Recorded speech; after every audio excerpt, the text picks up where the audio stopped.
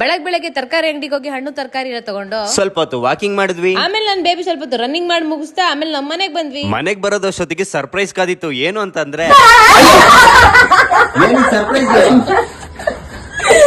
ನಮ್ಮಮ್ಮ ಮತ್ತೆ ನನ್ನ ತಂಗಿ ಸಡನ್ ಆಗಿ ಎಂಟ್ರಿ ಕೊಟ್ಟಿದ್ರು. ನಾನು ನನ್ ಬೇಬಿ ಫುಲ್ ಎದ್ರೋದ್ವಿ. ಇವರಿಬ್ರು ಏನಿಗ್ ಬಂದಿದ್ರು ಅಂತ ಅಂದ್ರೆ ಇವತ್ತು ರಕ್ಷಾ ಬಂಧನ ಅಲ್ವಾ, ಅದಕ್ಕೆ ಹಾಸನಿಂದ ಬೆಂಗಳೂರಿಗೆ ರಾಖಿ ಕಟ್ಟಕ್ಕೋಸ್ಕರ ಬಂದಿದ್ದಾರೆ. ನನ್ ಬೇಬಿ ಅಂತ ಫುಲ್ ಖುಷಿ ಆದ್ಲು. ಹಾಗೆ ನಾವು ಡಯಟ್ ಅಲ್ಲಿ ಇರೋದ್ರಿಂದ ಇವರಿಗೆ ಹೋಟ್ಲಿಂದ ತಿಂಡಿ ತಂದಿದ್ದೆ. ಅಯ್ಯೋ ನನ್ನ ಫೇವ್ರೇಟ್ ಪುಗಿ ದೋಸೆ ತಂದಿದ್ದ. ಆದ್ರೆ ಏನ್ ಮಾಡ್ಲಿ, ನಾನು ಡಯಟ್ ಅಲ್ಲಿ ಇದ್ದೀನಿ. ಆದ್ರೂ ಒಂದೆರಡು ತುತ್ತು ಬಾಯಿಗೆ ಹಾಕೊಂಡ್ಲು.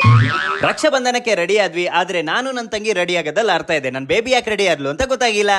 ಯಾವಾಗ ನೋಡಿದ್ರು ರೇಗಿಸ್ತಾನೆ. ನನ್ ಬೇಬಿನ್ ರೇಗ್ಸದಲ್ಲ ಒಂಥರ ಖುಷಿ ಇದೆ. ಅಣ್ಣ ತಂಗಿಯರ ಈ ಬಂದ ಜನುಮ ಜನುಮದ ಅನುಬಂಧ. ಅಣ್ಣ ಎಂದರೆ ಕರುಳಿನ ಸಂಬಂಧ, ಇದು ಜನ್ಮ ಜನ್ಮದ ಋಣಾನುಬಂಧ. ಈ ನನ್ನ ಪ್ರೀತಿಯ ಅಣ್ಣಿಗೆ ರಕ್ಷಾ ಬಂಧನದ ಶುಭ ಹಾರೈಕೆಗಳು. ಹಾಗೆ ಒಡ ಹುಟ್ಟಿದವ್ರು ಮಾತ್ರ ಅಣ್ಣ ತಂಗಿ ಅಲ್ಲ, ಮನ್ಸಿನ ಭಾವನೆಯಿಂದ ಕರೆಯುವ ಪ್ರತಿಯೊಬ್ರು ಅಣ್ಣ ತಂಗಿನೇ. ಅಣ್ಣ ತಂಗಿಯರ ಪವಿತ್ರವಾದ ಬಂಧವೇ ರಕ್ಷಾ ಬಂಧನ.